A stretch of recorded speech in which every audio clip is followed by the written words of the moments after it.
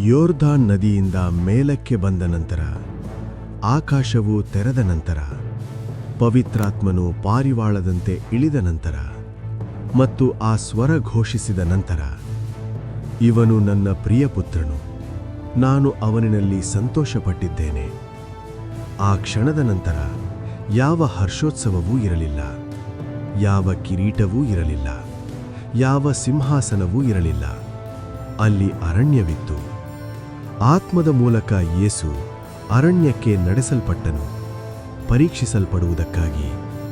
ಅದು ಅಪಘಾತವಲ್ಲ, ಅದು ತಪ್ಪಲ್ಲ, ಅದು ಉದ್ದೇಶ.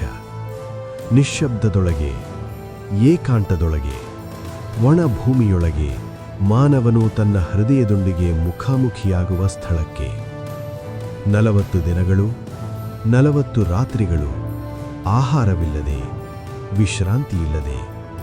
ಹಗಲು ಸೂರ್ಯನು ಉರಿಯುತ್ತಿದ್ದ, ರಾತ್ರಿ ಚಳಿ ಎಲುಬಿನೊಳಗೆ ನುಗ್ಗುತ್ತಿತ್ತು. ದೇಹ ದುರ್ಬಲವಾಯಿತು, ತುಟಿಗಳು ಒಣಗಿದವು, ಉಸಿರು ಭಾರವಾಯಿತು. ಅವನು 40 ದಿನ ಮತ್ತು 40 ರಾತ್ರಿಗಳು ಉಪವಾಸ ಮಾಡಿದ ನಂತರ ಅವನು ಹಸಿದನು. ಇದು ಕೇವಲ ದೇಹದ ಹಸಿವಲ್ಲ, ಇದು ಆತ್ಮದ ಪರೀಕ್ಷೆ. ಅರಣ್ಯವು ದುರ್ಬಲತೆಯನ್ನು ಮರೆಮಾಡುವುದಿಲ್ಲ, ಅದು ಅದನ್ನು ಬಹಿರಂಗಪಡಿಸುತ್ತದೆ. ಆ ಸಮಯದಲ್ಲೇ ಪರೀಕ್ಷಕನು ಬಂದನು. ಅವನು ಹೇಳಿದನು, ನೀನು ದೇವರ ಪುತ್ರನಾದರೆ ಈ ಕಲ್ಲುಗಳನ್ನು ರೊಟ್ಟಿಯಾಗಿಸು. ಶಬ್ದಗಳು ಜೋರಾಗಿರಲಿಲ್ಲ, ಆದರೆ ನಿಖರವಾಗಿದ್ದವು. ಕಲ್ಲುಗಳು ಅವನ ಮುಂದೆಯೇ ಬಿದ್ದಿದ್ದವು. ಸಾಮಾನ್ಯ, ಆದರೆ ಆ ಕ್ಷಣದಲ್ಲಿ ಆಕರ್ಷಕ.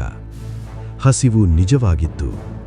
ಆದರೆ ಯೇಸು ಉತ್ತರಿಸಿದನು, ಬರೆಯಲ್ಪಟ್ಟಿದೆ, ಮಾನವನು ರೊಟ್ಟಿಯಿಂದ ಮಾತ್ರ ಬದುಕುವುದಿಲ್ಲ, ಆದರೆ ದೇವರ ಬಾಯಿಂದ ಹೊರಡುವ ಪ್ರತಿಯೊಂದು ವಾಕ್ಯದಿಂದ ಬದುಕುತ್ತಾನೆ.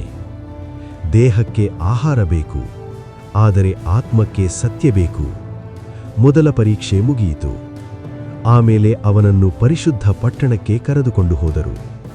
ದೇವಾಲಯದ ಶಿಖರದ ಮೇಲೆ ನಿಲ್ಲಿಸಲಾಯಿತು. ಕೆಳಗೆ ಜನರು ತಮ್ಮ ಜೀವನದಲ್ಲಿ ನಿರತರಾಗಿದ್ದರು. ಮೇಲೆ ಏನಾಗುತ್ತಿದೆ ಎಂಬುದು ಅವರಿಗೆ ಗೊತ್ತಿರಲಿಲ್ಲ. ಅವನು ಹೇಳಿದನು, ನೀನು ದೇವರ ಪುತ್ರನಾದರೆ ಕೆಳಗೆ ಬೀಳು, ಯಾಕೆಂದರೆ ಬರೆಯಲ್ಪಟ್ಟಿದೆ, ಅವನು ತನ್ನ ದೂತರನ್ನು ನಿನ್ನ ವಿಷಯದಲ್ಲಿ ಆಜ್ಞಾಪಿಸುವನು.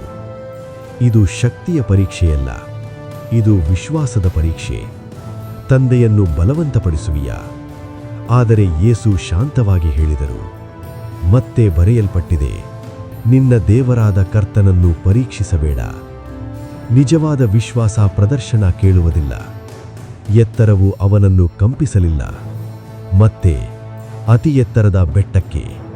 ಅವನ ಮುಂದೆ ಲೋಕದ ಎಲ್ಲಾ ರಾಜ್ಯಗಳು ಮತ್ತು ಅವುಗಳ ಮಹಿಮೆ, ಸಂಪತ್ತು, ಅಧಿಕಾರ, ಆಡಳಿತ, ಶಿಲುಬೆಯಿಲ್ಲದ ಮಹಿಮೆ, ಕಷ್ಟವಿಲ್ಲದ ರಾಜ್ಯ. ಅವನು ಹೇಳಿದನು, ನೀನು ನನ್ನನ್ನು ನಮಸ್ಕರಿಸಿದರೆ ಇವೆಲ್ಲವನ್ನು ನಿನಗೆ ಕೊಡುತ್ತೇನೆ. ಒಂದು ಕ್ಷಣದ ನಮಸ್ಕಾರ, ಆದರೆ ಶಾಶ್ವತ ಪರಿಣಾಮ. ಆದರೆ ಯೇಸು ದೃಢವಾಗಿ ಹೇಳಿದರು, ಹೋಗು ಸಾತಾನನೇ, ಬರೆಯಲ್ಪಟ್ಟಿದೆ, ನಿನ್ನ ದೇವರಾದ ಕರ್ತನನ್ನು ಆರಾಧಿಸು, ಆತನನ್ನೇ ಸೇವಿಸು. ಆ ಕ್ಷಣದಲ್ಲಿ ಪರೀಕ್ಷೆ ತನ್ನ ಬಲ ಕಳೆದುಕೊಂಡಿತು. ಸತ್ಯ ಸ್ಥಿರವಾಗಿ ನಿಂತಿತು. ಆಮೇಲೆ ಸಾತಾನನು ಅವನನ್ನು ಬಿಟ್ಟನು. ಯಾವ ಯುದ್ಧದ ಶಬ್ದವೂ ಇರಲಿಲ್ಲ, ಯಾವ ಗರ್ಜನೆಯೂ ಇರಲಿಲ್ಲ, ಮಾತ್ರ ಮೌನ. ಮತ್ತು ಇಹೋ, ದೇವದೂತರು ಬಂದರು, ಅವನಿಗೆ ಸೇವೆ ಮಾಡಿದರು.